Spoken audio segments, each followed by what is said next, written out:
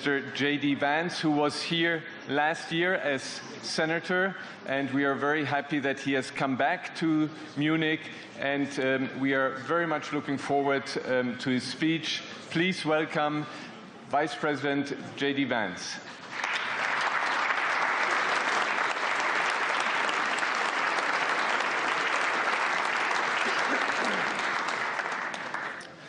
Well, thank you, and thanks to all the gathered delegates and luminaries and media professionals, and thanks especially to the host of the Munich Security Conference for being able to put on such an incredible event. We're, of course, thrilled to be here.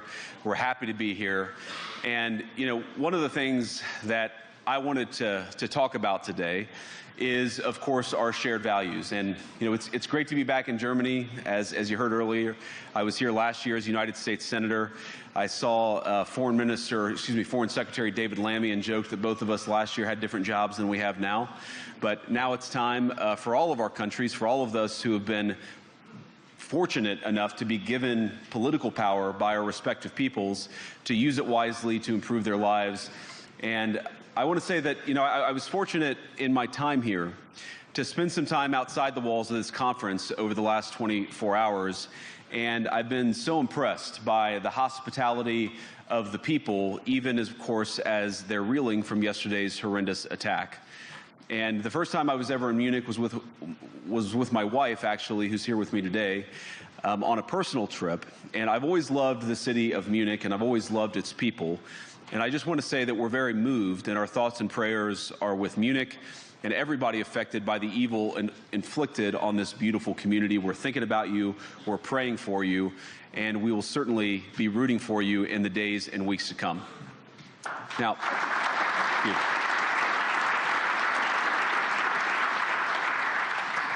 I hope that's not the last bit of applause that I get, but we gather at this conference, of course, to discuss security, and normally we mean threats to our external security. I see many great military leaders gathered here today.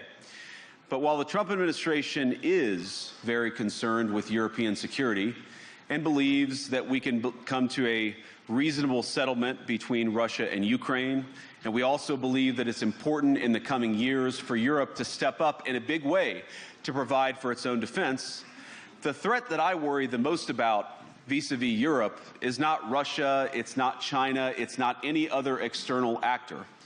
And what I worry about is the threat from within, the retreat of Europe from some of its most fundamental values, values shared with the United States of America. Now, I was struck that a former European commissioner went on television recently and sounded delighted that the Romanian government had just annulled an entire election. He warned that if things don't go to plan, the very same thing could happen in Germany, too. Now, these cavalier statements are shocking to American ears. For years, we've been told that everything we fund and support is in the name of our shared democratic values. Everything from our Ukraine policy to digital censorship is billed as a defense of democracy. But when we see European courts canceling elections and senior officials threatening to cancel others, we ought to ask whether we're holding ourselves to an appropriately high standard. And I say ourselves because I fundamentally believe that we are on the same team. We must do more than talk about democratic values, we must live them. Now, within living memory of many of you in this room, the Cold War positioned defenders of democracy against much more tyrannical forces on this continent. And consider the side in that fight that censored dissidents, that closed churches, that canceled elections. Were they the good guys? Certainly not. And thank God they lost the Cold War. They lost because they neither valued nor respected all of the extraordinary blessings of liberty. The freedom to surprise, to make mistakes, to invent, to build. As it turns out, you can't mandate innovation or creativity, just as you can't force people what to think, what to feel, or what to believe. And we believe those things are certainly connected. And unfortunately, when I look at Europe today, it's sometimes not so clear what happened to some of the Cold War's winners. I look to Brussels, where EU commissars warn citizens that they intend to shut down social media during times of civil unrest the moment they spot what they've judged to be, quote, hateful content. Or to this very country, where police have carried out raids against citizens suspected of posting anti-feminist comments online as part of, quote, combating misogyny on the internet, a day of action. I look to Sweden, where 2 weeks ago the government convicted a Christian activist for participating in Koran burnings that resulted in his friend's murder.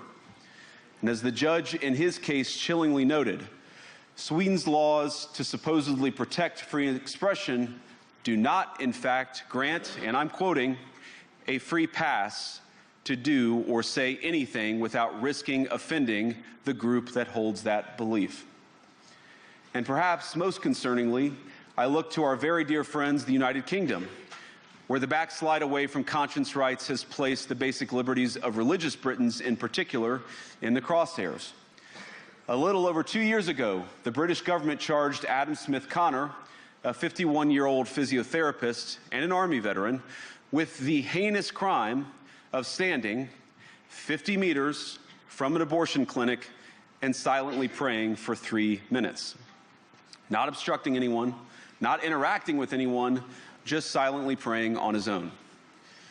And after British law enforcement spotted him and demanded to know what he was praying for, Adam replied simply, it was on behalf of the unborn son he and his former girlfriend had aborted years before. Now, the officers were not moved. Adam was found guilty of breaking the government's new buffer zones law, which criminalizes silent prayer and other actions that could influence a person's decision within 200 meters of an abortion facility. He was sentenced to pay thousands of pounds in legal costs to the prosecution. Now, I wish I could say that this was a fluke, a one-off crazy example of a badly written law being enacted against a single person. But no, this last October, just a few months ago, the Scottish government began distributing letters to citizens whose houses lay within so-called safe access zones, warning them that even private prayer within their own homes may amount to breaking the law. Naturally, the government urged readers to report any fellow citizen suspected guilty of thought crime. In Britain and across Europe, free speech, I fear, is in retreat. And in the interest of comedy, my friends, but also in the interest of truth, I will admit that sometimes the loudest voices for censorship have come not from within Europe, but from within my own country, where the prior administration threatened and bullied social media companies to censor so-called misinformation. Misinformation like, for example, the idea that coronavirus had likely leaked from a laboratory in China. Our own government encouraged private companies to silence people who dared to utter what turned out to be an obvious truth. So I come here today not just with an observation, but with an offer. And just as the Biden administration seemed desperate to silence people for speaking their minds, so the Trump administration will do precisely the opposite, and I hope that we can work together on that. In Washington, there is a new sheriff in town, and under Donald Trump's leadership, we may disagree with your views, but we will fight to defend your right to offer it in the public square, agree or disagree.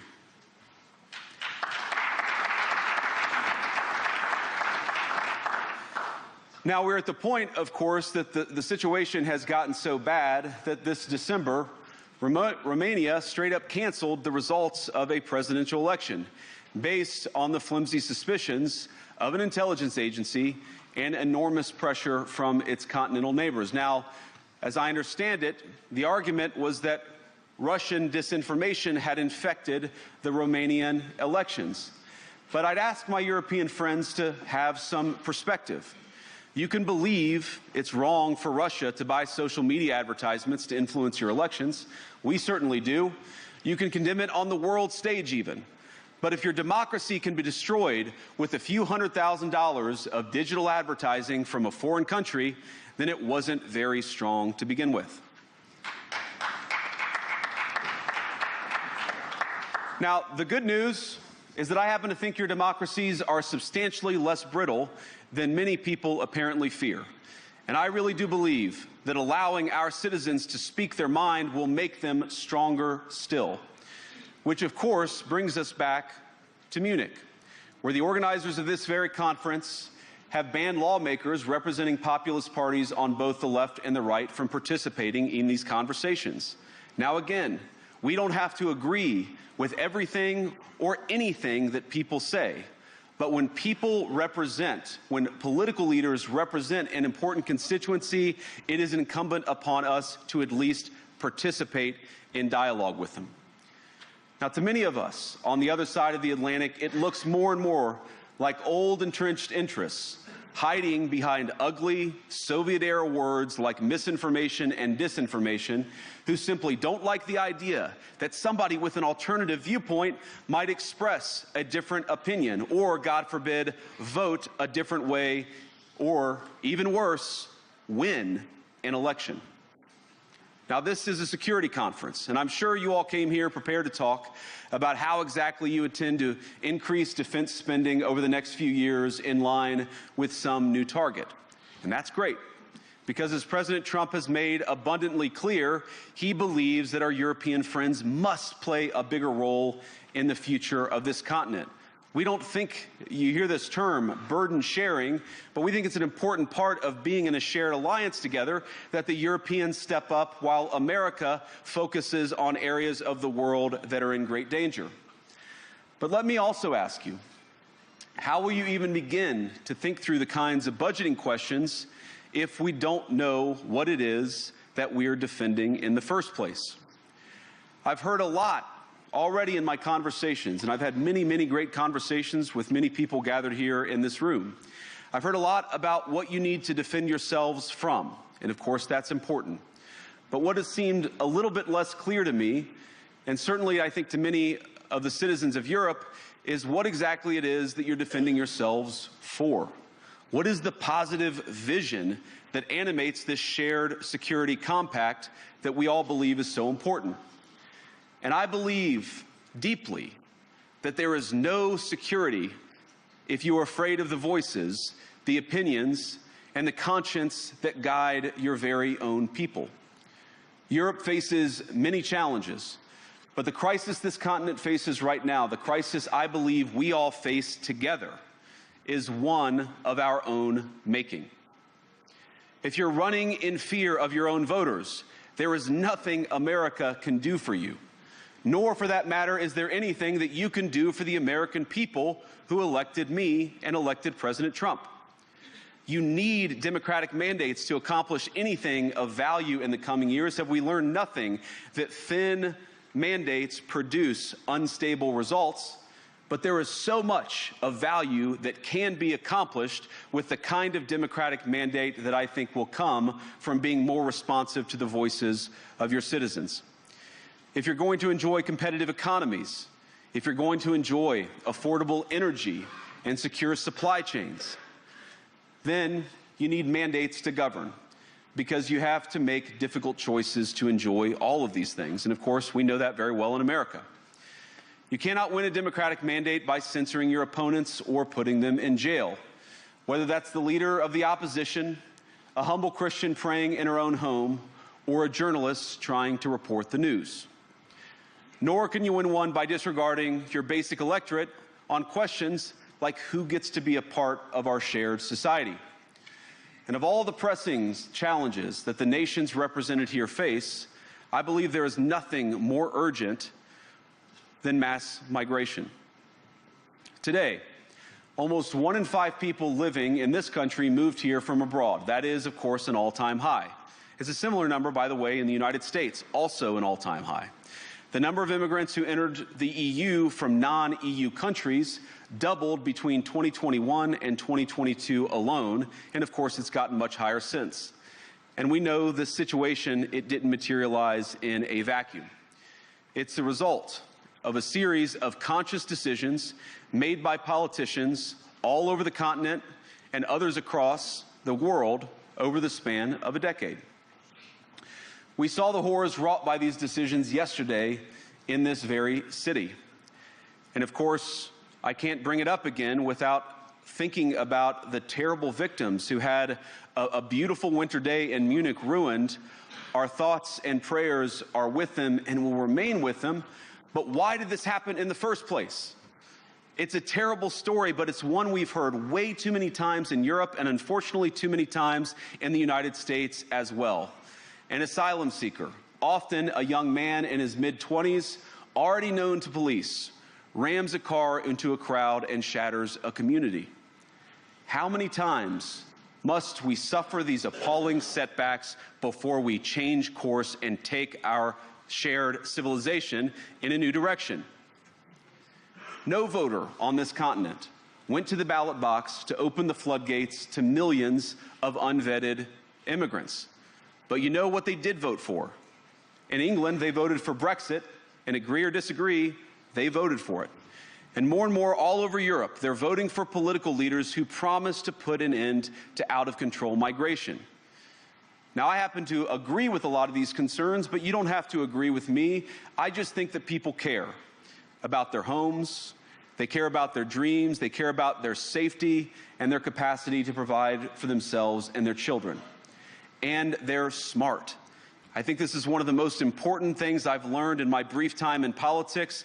Contrary to what you might hear a couple mountains over in Davos, the citizens of all of our nations don't generally think of themselves as educated animals or as interchangeable cogs of a global economy. And it's hardly surprising that they don't want to be shuffled about or relentlessly ignored by their leaders. And it is the business of democracy to adjudicate these big questions at the ballot box. I believe that dismissing people, dismissing their concerns, or worse yet, shutting down media, shutting down elections, or shutting people out of the political process protects nothing. In fact, it is the most surefire way to destroy democracy. And speaking up and expressing opinions isn't election interference.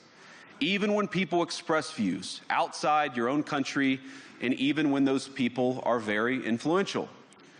And trust me, I say this with all humor, if American democracy can survive 10 years of Greta Thunberg scolding, you guys can survive a few months of Elon Musk. But what no democracy, American, German, or European, will survive is telling millions of voters that their thoughts and concerns, their aspirations, their pleas for relief are invalid or unworthy of even being considered. Democracy rests on the sacred principle that the voice of the people matters. There's no room for firewalls. You either uphold the principle or you don't. Europeans, the people, have a voice. European leaders have a choice. And my strong belief is that we do not need to be afraid of the future. You can embrace what your people tell you, even when it's surprising, even when you don't agree. And if you do so, you can face the future with certainty and with confidence, knowing that the nation stands behind each of you. And that, to me, is the great magic of democracy. It's not in these stone buildings or beautiful hotels. It's not even in the great institutions that we have built together as a shared society. To believe in democracy is to understand that each of our citizens has wisdom and has a voice. And if we refuse to listen to that voice, even our most successful fights will secure very little. As Pope John Paul II, in my view, one of the most extraordinary champions of democracy on this continent or any other, once said, "Do not be afraid." We shouldn't be afraid of our people, even when they express views that disagree with their leadership. Thank you all. Good luck to all of you. God bless you.